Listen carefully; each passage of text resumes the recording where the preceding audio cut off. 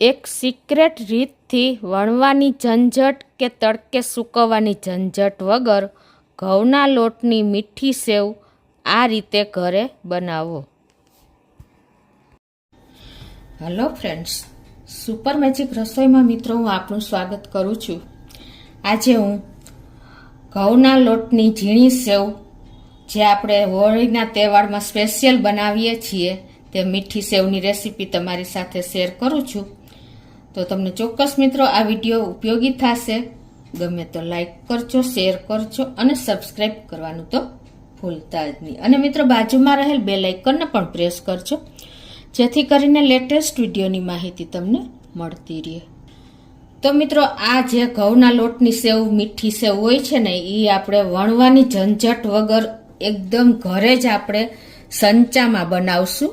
જે ઝીણી સેવની ચકરી આવે છે ને એમાં જ બનાવશું અને એક સિક્રેટ રીતથી બનાવશું જે તમારે ક્યારેય સેવનો ઢગલો નહીં થઈ જાય, સેવ પાડવામાં પ્રોબ્લેમ નહીં પડે અને એકદમ છૂટી છૂટી સરસ સેવ બનશે. તમે રાઉન્ડ શેપમાં બનાવશો ને તો પણ લોચો નહીં થઈ જાય ને એની સિક્રેટ રીત આજે હું તમારી સાથે શેર કરીને તમે એન્ડ સુધી જોડાયેલા રહેજો. એટલી સરસ આ સેવ બનશે ને કે આવી સિક્રેટ રીત તો તમે એમ કહેશો કે પહેલાં કેમ ન બતાવી. તો એના માટે અત્યારે હું આ 1 કપ ઘઉંનો રોટલીનો લોટ લઉં છું, ઝીણો લોટ જે હોય એ. અને આ લોટને આપણે મિત્રો કોઈ પણ કાંઈ કરવાનું નથી, ખાલી સાદા પાણીથી જ બાંધવાનો છે. જે આપણે હોળી સ્પેશિયલ કે ગમે ત્યારે આખું વર્ષ આ સેવને ખાઈ શકીએ છીએ. એ પણ તડકે સૂકવવાની ઝંઝટ ન કરો તો પણ ચાલશે.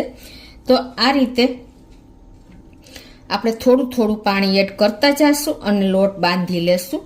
આ લોટને આપણે બહુ ઢીલો નહીં બહુ કઠણ નહીં એવો લોટ બાંધવાનો છે. તો આ રીતે આપણે પાણી એડ કરી અને લોટ તૈયાર કરી લેશું.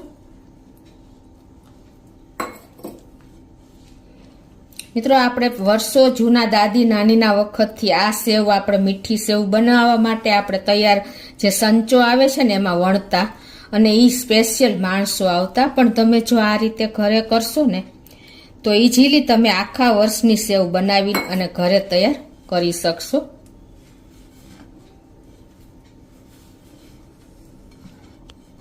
તો આ રીતે જો આપણે લોટ બાંધી લીધો છે અને એને ખૂબ મસરી લેવાનો છે. આ રીતે તમારે સહેજ પાણીવાળો હાથ કરી એટલે શું થશે કે એકદમ સરસ લચક જેવો લોટ તૈયાર થઈ જશે.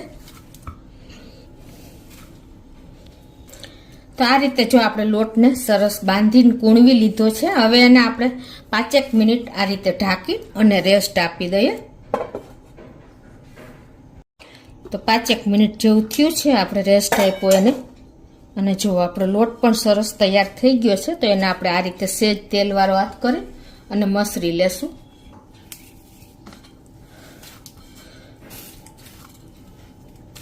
એકદમ લચક જેવો લોટ હશે ને તો તમારી સેવ પાડવામાં પણ પ્રોબ્લેમ નહીં આવે.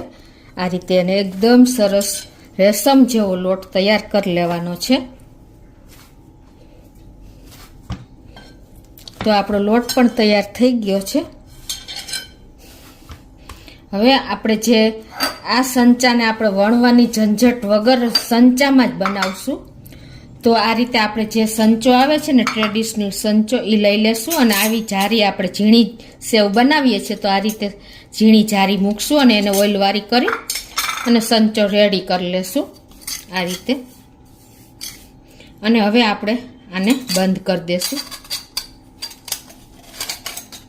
અને હવે મિત્રો મેં તમને સિક્રેટ જે કીધું હતું કે સિક્રેટ રીતે હું સેવ બનાવું છું તો એમાં સિક્રેટ શું છે ખબર છે તમને? કે આપણે આ સંચામાં સેવ જેમ આપણે પાડીને તો લોચો થઈ જાય ભેગી ભેગી. એના માટે સિક્રેટ વસ્તુ આપણે એક સિક્કો નાખવાનો છે. આ રીતે 1 રૂપિયાનો જે સિક્કો, કોઈ 5 રૂપિયાનો, 1 રૂપિયાનો કે 2 રૂપિયાનો કોઈ પણ સિક્કો તમારે આ રીતે તળિયે નાખી દેવાનો છે. અને હવે આપણે જે લોટ તૈયાર કર્યો છે ને એ લોટને આપણે આ રીતે સિલિન્ડર શેપ આપી અને આ રીતે સંચામાં જ ભરી લેશું. એકદમ પ્રેસ કરીને ભરવાનો એટલે કોઈ પ્રોબ્લેમ નહીં આવે. અને આ રીતે એને સરસ પ્રેસ કરી દેશું. તેલવાળો હાથ આ રીતે ઉપર લગાવી લેશું અને પછી તમારે આ રીતે જે લીડ છે એને આ રીતે આપણે બંધ કરી અને સેવ પાડી લેશું મિત્રો. આ રીતે તમે જો સિક્કાનો ઉપયોગ કરી અને સેવ પાડશો ને તો તમારી સેવ એકદમ છૂટી છૂટી પડશે, કોઈ પ્રોબ્લેમ નહીં આવે. આપણે આ સેવને પંખા નીચે જ પાડશું, તડકાની કોઈ જરૂર નહીં રહે. તો તમે આ રીતે રૂમમાં જગ્યા હોય ત્યાં કે ટેબલ ઉપર ગમે ત્યાં તમે આ રીતે તૈયાર કરી શકો છો સેવ. તો આ રીતે આપણે ક્લોકવાઇઝ ફેરવતા જાશું રાઉન્ડ શેપમાં અને સેવને આ રીતે તૈયાર કરતા જાશું.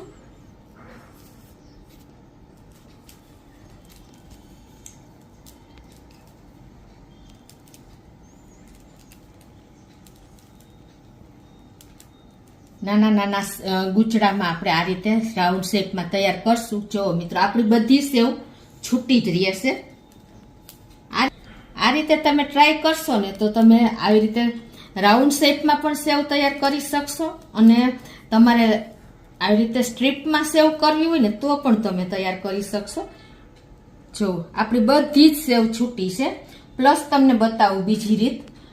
આ એક ઈજી જ રીત તૈયાર થઈ છે અને બીજી રીત પણ તમને બતાવી દઉં. તો આ રીતે તમે જુઓ સ્ટ્રીપમાં એટલે કે લાંબા પટ્ટામાં તમે પણ સેવ સરસ બાર જેવી જ તૈયાર થશે.